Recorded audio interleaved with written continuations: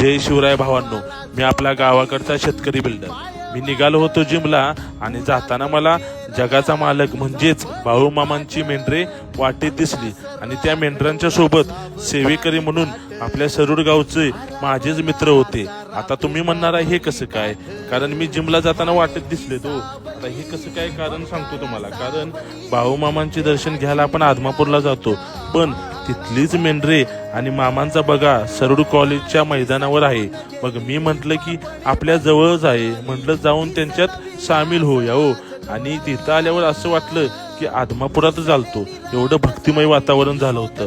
आता म्हटलं बाळूमामांचा भंडारा लाव्या, म्हणून मामांचा भंडारा लावून दर्शन घेतले आणि असं वाटलं की साक्षात मामाच समोर आहेत. आणि सर्व सेवेकरांसाठी का नाही महाप्रसादाची पण सोय केली होती. देवाला म्हटलं काही नको बाबा, सगळ्यांचं कल्याण कर आणि माझ्या प्रयत्नांना साथ दे हो. आणि सगळ्यांच्या महाप्रसादाची पण सोय केली होती.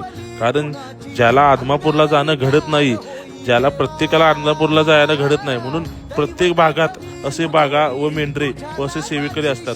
म्हणून हे माझे मित्र पण सेवेत सामील झाले होते. आता म्हटलं मी पण त्यांच्यात सामील होऊया.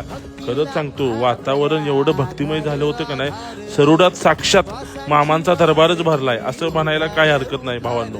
एकदा येऊन तुम्ही मामांच्या दरबारात सामील व्हा आणि आपल्या भावाला फॉलो करून शेअर करा.